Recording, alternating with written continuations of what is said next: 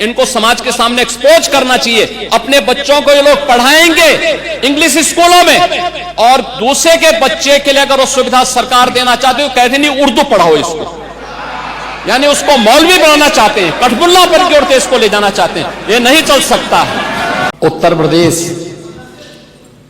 के विभिन्न बोलियों को, भोजपुरी, अवधी, ब्रज और बुंदेलखंडी को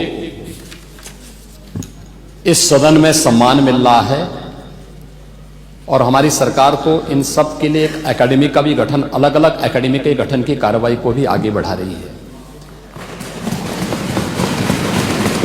ये सभी हिंदी की उपभाषाएं हैं, यानी हिंदी की बेटियां हैं। भाषा की समृद्धि के आधार हैं, और हमें इसका स्वागत करना चाहिए। ये सदन साहित्यिक, केवल विशुद्ध साहित्यिक और व्याकरण से के विद्वानों की नहीं है, आम जन का प्रतिनिधित्व करने वाले माननीय सदस्य समाज के विभिन्न तबके से आए हैं। अंतिम पायदान पर बैठे हुए व्यक्ति की आवाज को भी इस सदन में मुखरता मिले। इसके लिए अगर किसी को हिंदी में वह धारा प्रवाह नहीं बोल सकता, तो उसको भोजपुरी में भी अपनी बात को रखने का अधिकार मिलना चाहिए। अवधी में, ब्रज में या बुंदेलखंडी में उसको रखने का अधिकार मिलना चाहिए। ये कौन सी बात हो गई कि भोजपुरी में ना बोले, अवधी में ना बोले, इसका विरोध अंग्रेजी का, बुंदेलखंडी में ना बोले, और उर्दू की आप वकालत कर रहे हैं। ये बड़ी विचित्र बात है।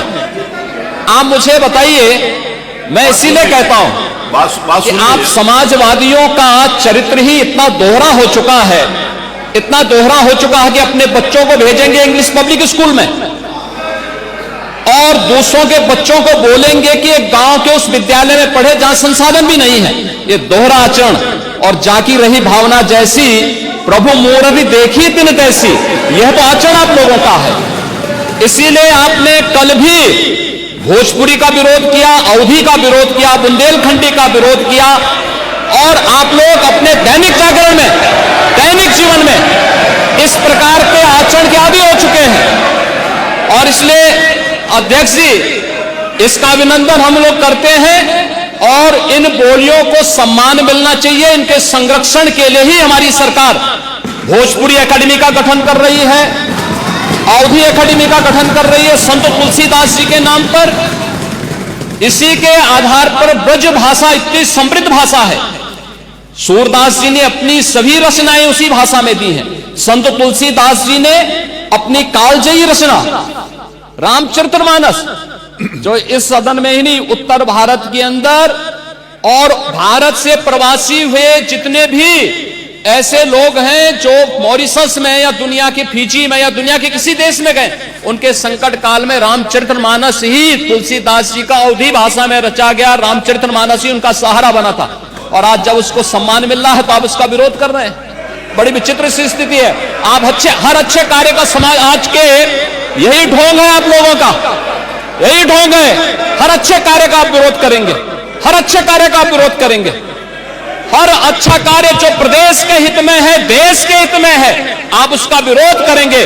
और मुझे लगता है इस प्रकार के विरोध की निंदा होनी चाहिए, और हम इसका समर्थन करते हैं जो उत्तर प्रदेश की बोलियों को सम्मान मिल रहा है। मैं आपका धन्यवाद करूंगा और विधानसभा सचिवालय को इस बात के लिए धन्यवाद दूंगा।